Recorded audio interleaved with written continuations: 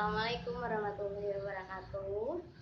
Kenalkan, nama saya Nur Fadila Sari, NIM 2618037. Gimana kabarnya kalian? Oke, di sini kali ini kita akan belajar tentang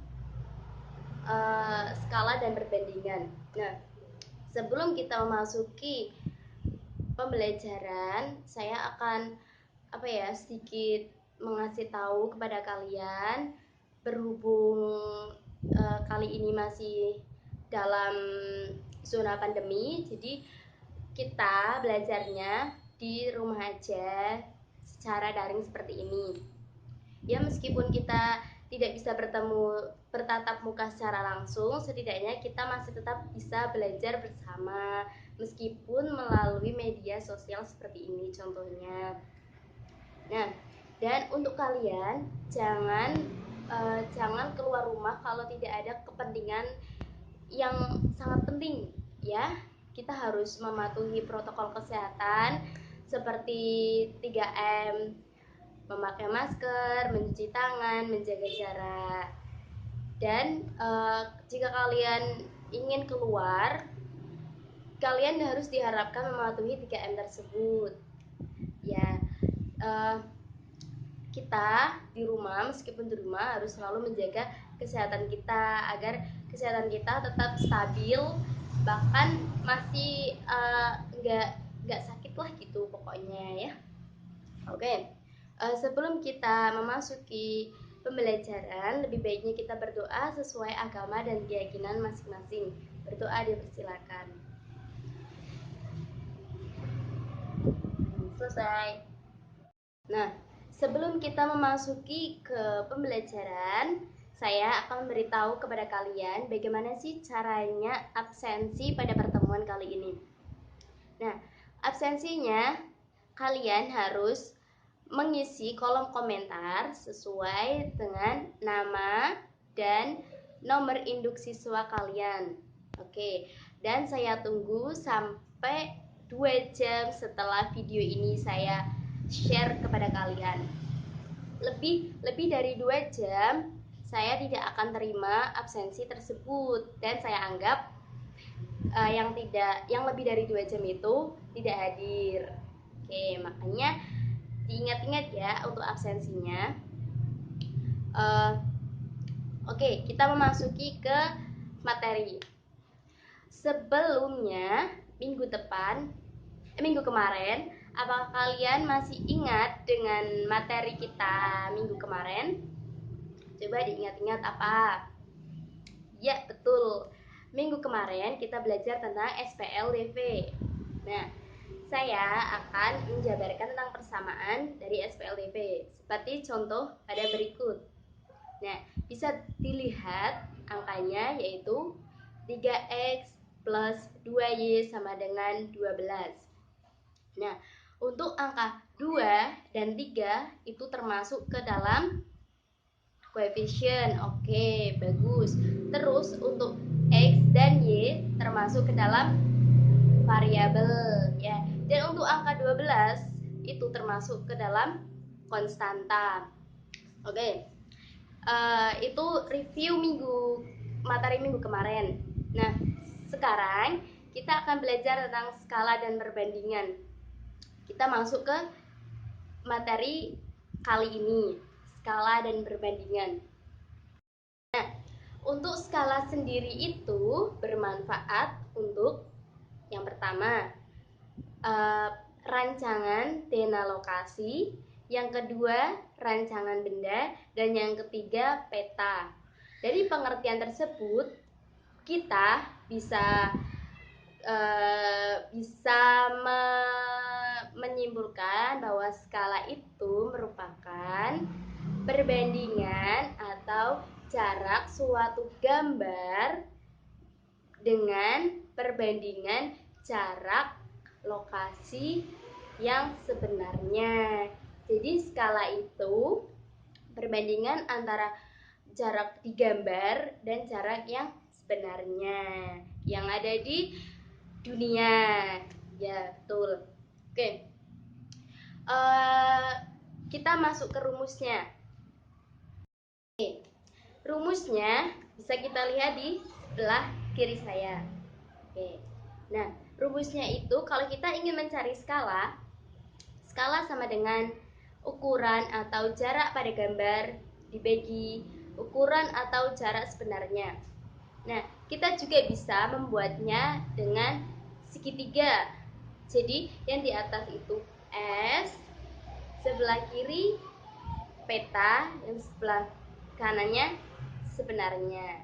Jadi maksudnya itu peta itu pada gambar ya, dan yang sebenarnya itu yang nyata itu. Oke. Nah, kita memasuki contoh langsung saja karena kita bisa langsung menerapkan ke dalam contohnya. Kita bisa lihat contoh soal di sebelah kiri saya. Ya.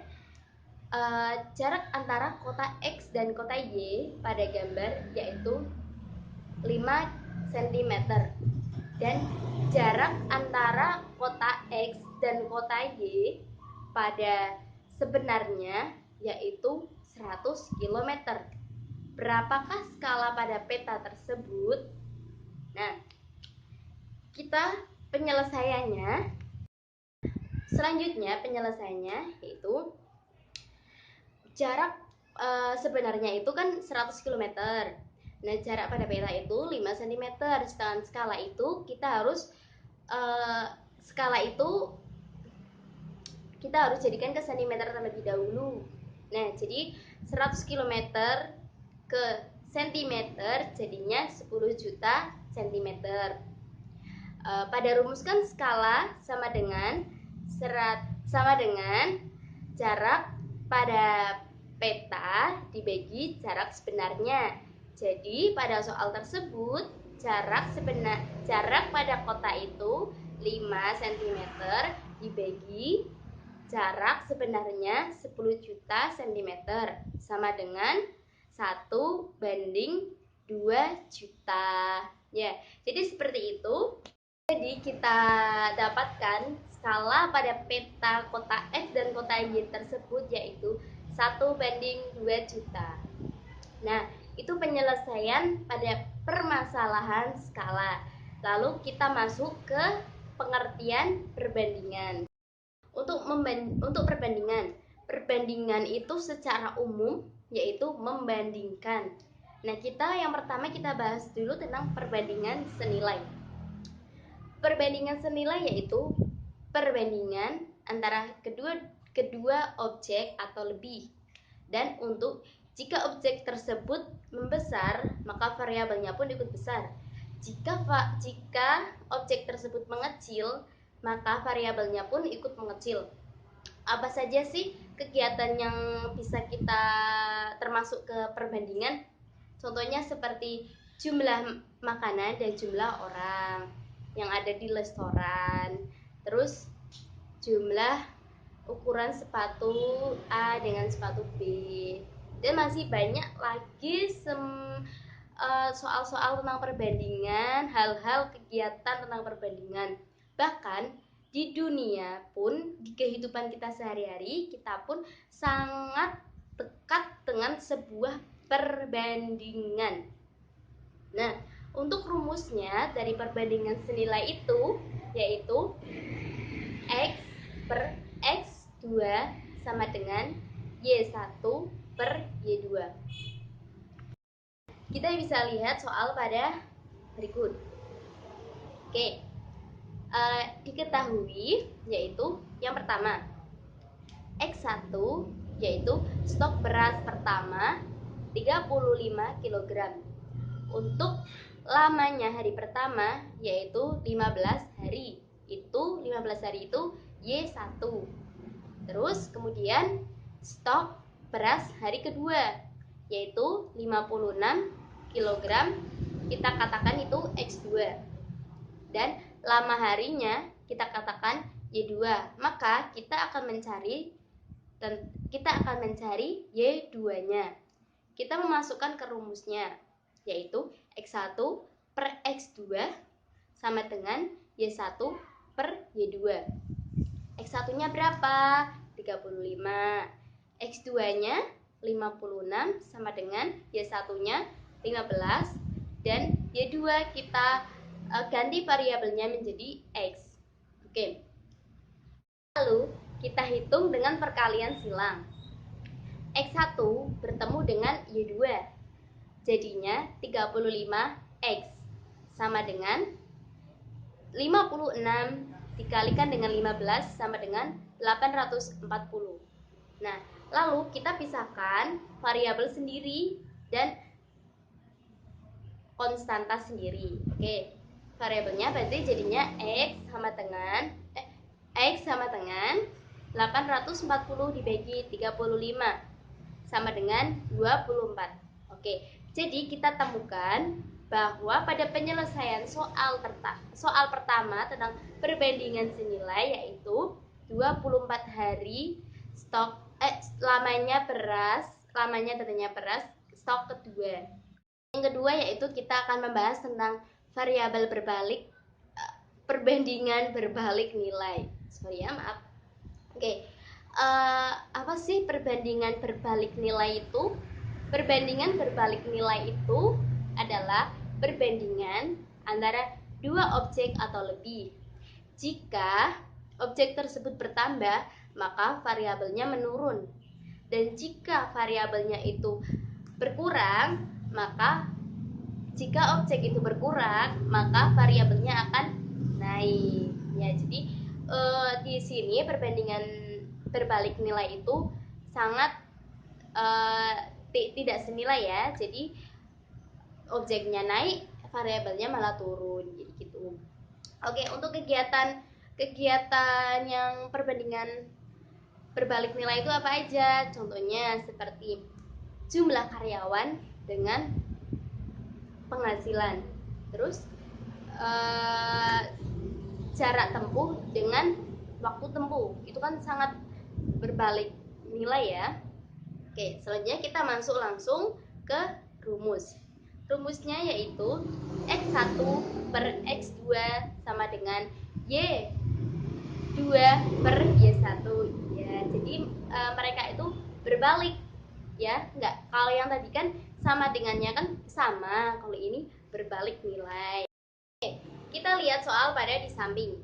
Nah, kita diketahui pada soal tersebut yaitu jumlah sapi mula-mula ada 18 ekor. Lama mula-mulanya ada 4 hari. Nah, untuk 18 ekor itu termasuk X1 dan 4 hari itu termasuk Y1. Oke, untuk selanjutnya yaitu jumlah sapi kemudian ada bertambah 6 ekor. Jadinya 18 ditambah 6 ada 24 ekor. Itu untuk X2. Dan yang kita cari yaitu lama dari jumlah sapi yang kedua, yaitu Y2. Oke, kita memasukkan ke rumusnya. Rumusnya yaitu X1 per X2 sama dengan Y2 per Y1. X1-nya tadi berapa? Ya 18. Terus X2-nya ada 24 sama dengan Y2-nya kita ganti dengan variabel X dan Y1-nya 4 ya. Oke. Kita seperti tadi, kita kalikan silang, yaitu 18X sama dengan 4 kalikan 24. Variabelnya kita pisahkan, variabelnya X sama dengan 72 per 24. Hasilnya adalah 3 hari ya. Jadi kita peroleh dari perhitungan perbandingan tidak senilai itu ada 3 hari dalam jumlah sapi hari kedua. Oke. Terima kasih, itu saja materi yang dapat saya sampaikan. Semoga apa yang saya sampaikan ini bisa kalian terima, bisa kalian pahami apa itu pengertian skala dan apa itu pengertian sebuah perbandingan senilai dan perbandingan yang tidak senilai. Oke, selanjutnya saya akan berikan kalian sebuah tugas di rumah. Tugasnya ada 2, yaitu tugas individu dan tugas kelompok. Tugas individunya yaitu yang ada di sebelah saya, ya, dikerjakan secara individu, tapi boleh kok kita misal bertanya kepada teman, berdiskusi, itu sangat diperbolehkan sekali. Dan untuk yang tugas kedua yaitu tugas kelompok. Tugas kelompoknya yang ada di sebelah saya ini. Oke, itu tugasnya. Dan untuk pengumpulannya ada di deskripsi, ya. Jadi link pengumpulannya ada di deskripsi di bawah ini. Oh iya, jangan lupa untuk absen pada pertemuan kali ini ya. Ada di kalian mengisi di kolom komentar di bawah ini. Saya tunggu sampai 2 jam setelah video ini saya share kepada kalian. Oke, terima kasih. Jangan lupa kalian harus tetap jaga kesehatan agar imun kita selalu tetap stabil, serta kita itu harus selalu bahagia, karena kebahagiaan itu salah satu yang bisa menambah imun kita, ya. Jadi meskipun kita belajar di rumah, jadi tidak usah pusing-pusing, dibikin asik aja gitu, oke? Ya, tetap jaga kesehatan, tetap semangat dalam belajar. Jangan lupa selalu mematuhi protokol kesehatan seperti 3M, memakai masker, menjaga jarak, dan mencuci tangan. Oke, terima kasih. Wassalamualaikum warahmatullahi wabarakatuh. Jangan lupa belajar, tetap semangat belajarnya walaupun di masa pandemi seperti ini. Dadah.